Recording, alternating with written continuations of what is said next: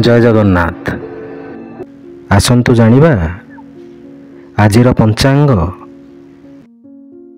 ଆଜି ହେଉଛି ଇଂରାଜୀ ମାସ ଡିସେମ୍ବର 22 ତାରିଖ 2024 ମସିହା ରବିବାର। ଆଜି ହେଉଛି ମା ଶାରଦା ଦେବୀଙ୍କ ଜନ୍ମୋତ୍ସବ। ଓଡ଼ିଆ ମାସ ହେଉଛି ପୌଷ ମାସ। ପକ୍ଷ ହେଉଛି କୃଷ୍ଣ ପକ୍ଷ।